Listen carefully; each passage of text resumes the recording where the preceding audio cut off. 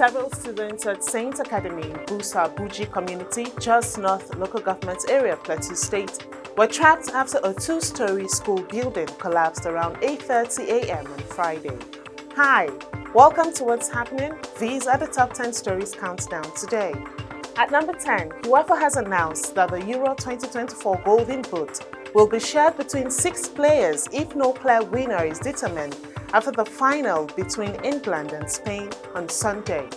England captain Harry Kane and Spain's Dani Olmo are among the 6 players tied with 3 goals each, alongside Cody Gakpo from Netherlands, Georges Mikhail Taze, Georgia, Jamal Musiala from Germany, and Ivan Scranz from Slovakia. Cristiano Ronaldo previously won the Euro 2020 Golden Boot despite being tied on goals with Patrick Schick. UEFA stated the prize will only be awarded to a single player if they score 4 goals. At number 9, China has announced its joint military exercises with Russia, named Joint Sea 2024, taking place around Zhanjiang, Guangdong province, from early July until mid-month. These drills aim to demonstrate the nation's capabilities in addressing maritime security threats and enhancing their strategic partnership. The announcement coincided with the NATO meeting in Washington, where leaders reaffirmed support for Ukraine and Japan's warning about the growing China-Russia ties posing a security threat. At number 8, 4 migrants drowned overnight off Boulogne-sur-Mer on France's northern coast while attempting to cross to Britain, French maritime police reported on Friday. According to AFP, a Navy patrol boat responded after being alerted to migrants falling into the sea. 4 people pulled out of the water by helicopter were dead, but others were rescued alive, the police added. This tragedy brings the total number of migrants' deaths this year while crossing the channel to 19.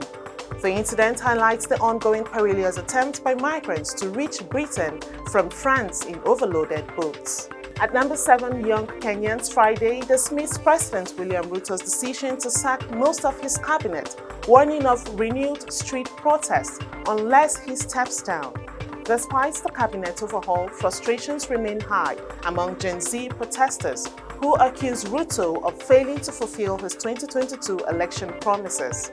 Ruto now faces the challenge of forming a new cabinet while addressing the anger and demands of the population.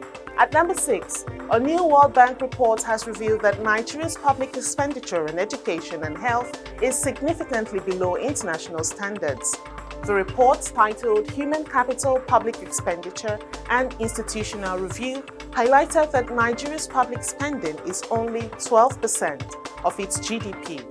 Professor Tanimola Akande, a public health expert, remarks that Nigeria's health funding is far behind WHO's benchmarks, calling for increased budget allocations and improved efficiency in spending.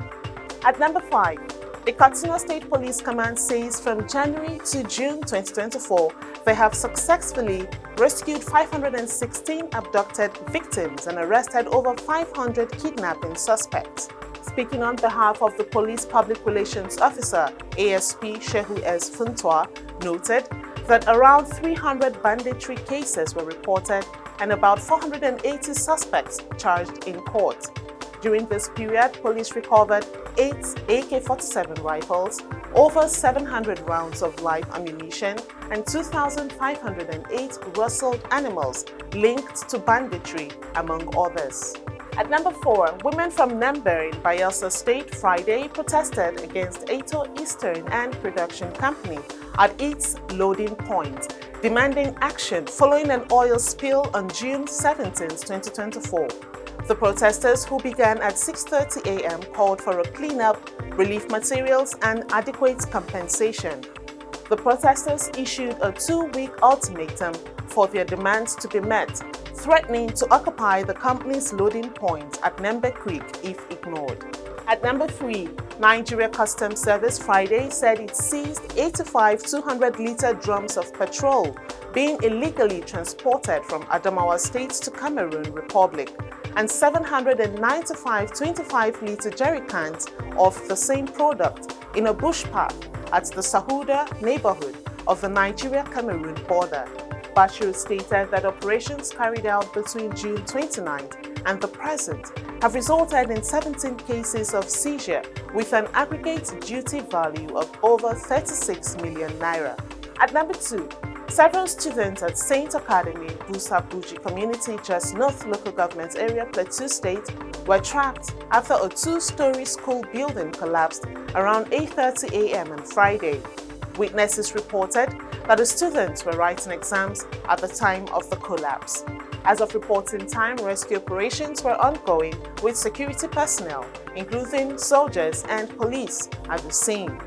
Discharged residents and parents also gathered, grieving and anxiously awaiting news of their loved ones.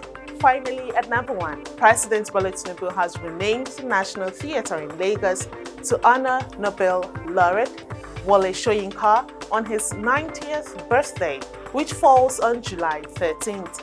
The renaming of the National Theatre to the Wole Soyinka Center for Culture and the Creative Arts was announced through a statement issued by Tinubu's media aide, Ajuri Ngalale.